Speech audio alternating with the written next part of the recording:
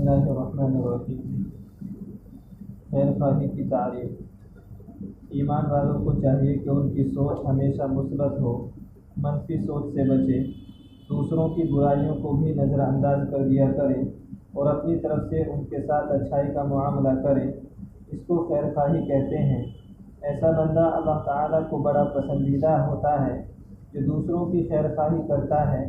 چنانچہ نبی صلی اللہ علیہ وسلم نے ارشاد فرمایا، الدین النصیحہ، کہ دین سراسر خیر خواہی ہے۔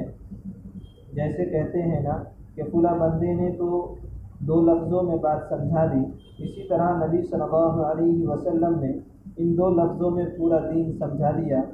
دین اور خیر خواہی کا تلازم۔ عربی میں ایک مبتدا ہوتا ہے اور ایک خبر ہوتی ہے۔ عام طور پر ایک معرفہ ہوتا ہے اور دوسرا نکرہ، لیکن یہاں پر عجیب معاملہ ہے۔ لفظ الدین بھی معرفہ ہے اور النصیحہ بھی معرفہ ہے۔ علماء نے لکھا ہے کہ جب دونوں کو معرفہ لایا جائے تو وہ لازم و ملزوم ہوا کرتے ہیں اور ان میں چولی دامن کا ساتھ ہوا کرتا ہے۔ اس کا یہ معنی بنے گا کہ جو دین ہے وہ سراسر خیر خواہی ہے، اور جو کچھ خیر خواہی ہے وہ سراسر دین ہے۔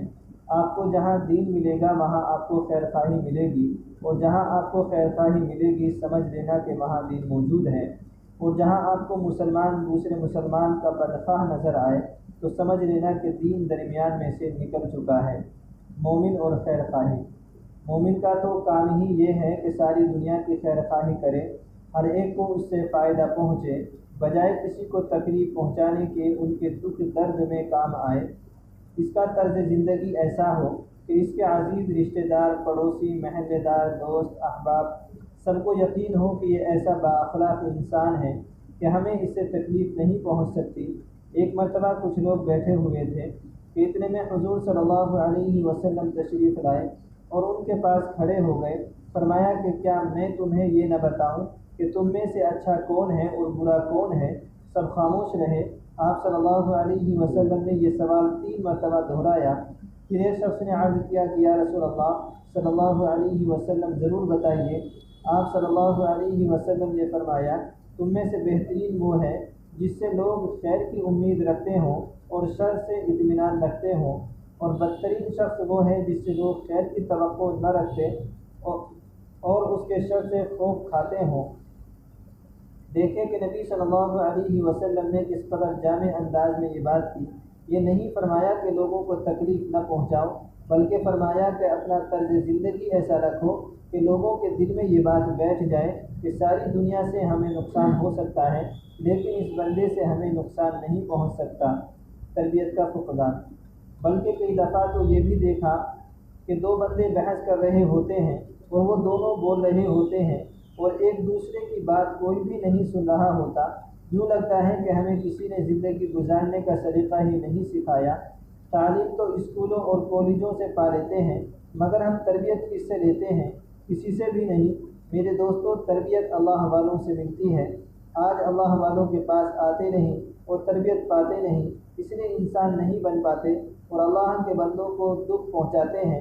ایک چھوٹی سی بات بتاتا ہوں۔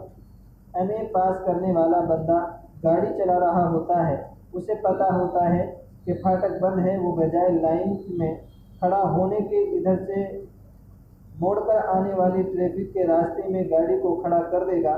تیرے ایم اے پاس ہونے کا کیا فائدہ؟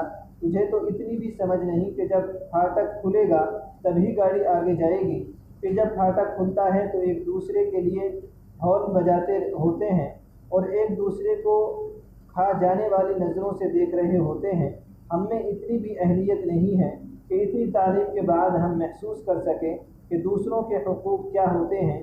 یہ تربیت اللہ والوں کی صحبت میں بیٹھ کر ملتی ہے۔ آج اس تعلق کو اختیار کرنا بڑا برا سمجھتے ہیں، کیونکہ اس کے بعد کوئی روک ٹوک کرے گا اور سمجھائے گا، جبکہ ہمارا نفس تو نہیں چاہتا کہ کوئی ہمیں سمجھائے۔ ہم سمجھتے ہیں کہ ہم سمجھے سمجھائے ہیں۔ اس کی وجہ سے ہم معاشرے میں دوسروں کو سکھ پہنچانے کے بجائے الٹا دکھ پہنچا رہے ہوتے ہیں۔ غور طلب بات۔ آج ہم ذرا اپنے معاشرے پر نظر ڈالیں۔ دن بدن ہماری اخلاقی حالت گرتی جا رہی ہے۔ وہ مہر و محبت اور وفائیں نہیں رہیں جو پہلے ہوا کرتی تھیں۔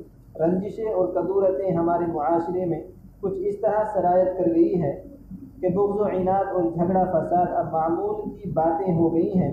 حضور اقدس صلی اللہ علیہ وسلم نے فرمایا کہ اس قوم پر رحمت نازل نہیں ہوتی جس میں کوئی قطع رحمی کرنے والا موجود ہو۔